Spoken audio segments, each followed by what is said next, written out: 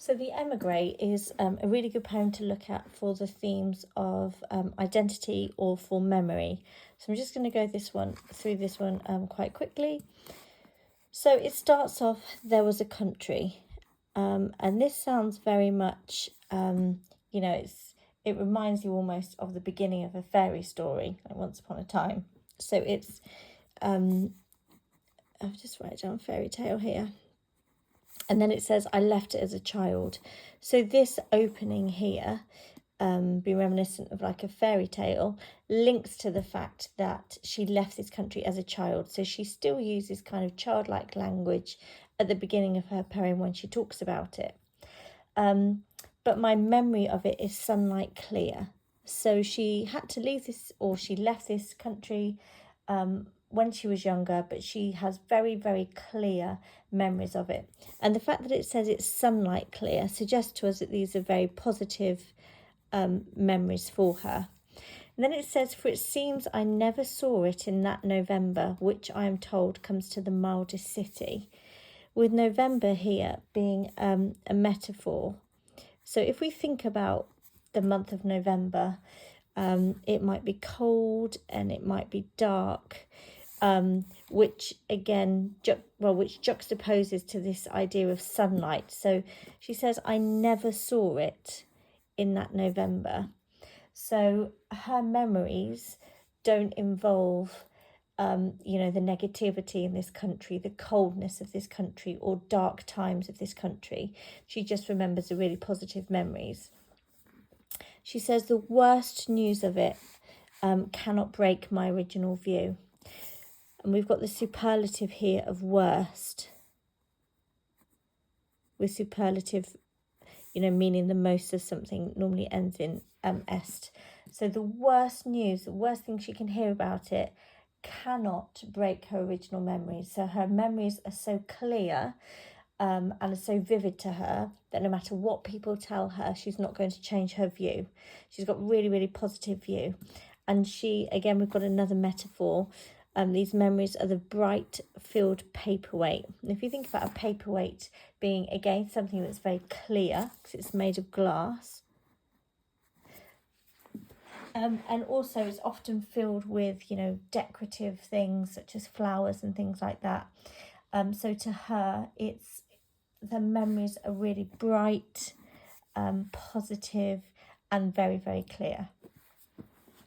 We then have this anaphora of it may be, and this word may, showing that she, not necessarily she doesn't believe it, but it's very much, it can be like that, but, and then we have this but. So it may be at war, it may be sick with tyrants, and we have this personification here of her country. And we have the sense here that maybe that's why she left the country or had to leave, because of the war that was happening there. She says, but I am branded by an impression of sunlight, as if these memories are part of her. This word branded here, like it's in her as a person, which is how it links to identity.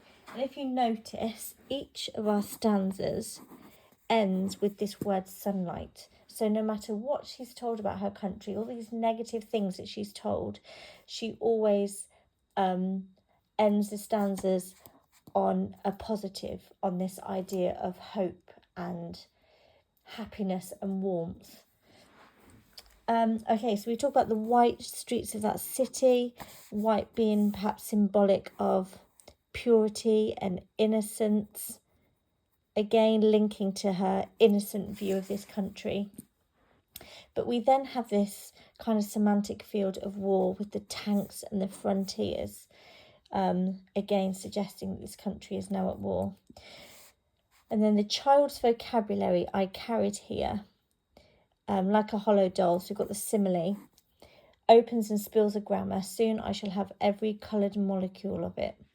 So she obviously learned the language as a child, and she still trying to learn that language. So soon, so she's still endeavouring to learn this language, I shall have every coloured molecule of it. And again, this coloured, as if this language is a really bright language for her.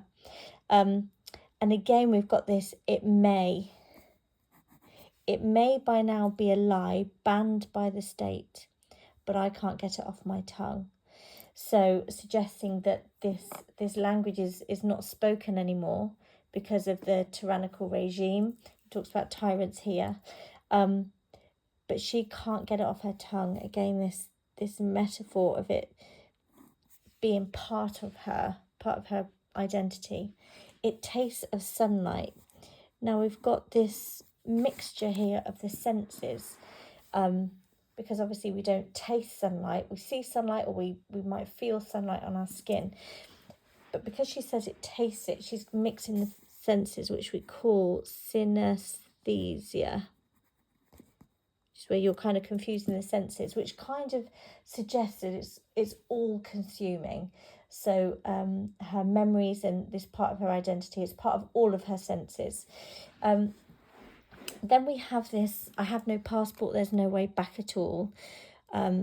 So, you know, she's not able to go back to this country again, suggesting perhaps, you know, she came over here as a refugee, or she can't go back because of the war. But my city comes to me. So these memories keep it alive for her in its own white plane. Again, we've got this word white.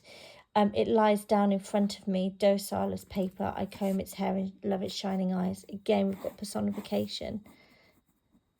As if it's something that she cares for. These memories are really precious to her. That it's something she needs to take care of by combing its hair and loving it. And my city takes me dancing,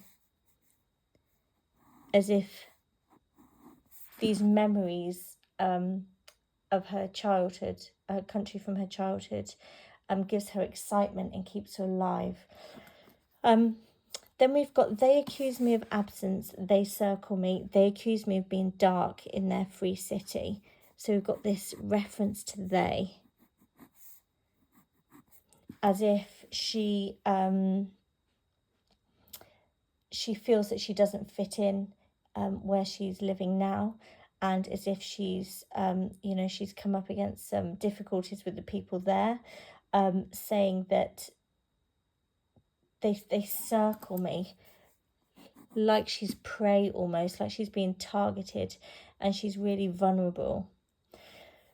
We then have, my city hides behind me, they mutter death, and my shadow falls as evidence of sunlight. So again, this idea that because she's there, because she's casting this shadow, then there's proof that there was sunlight there.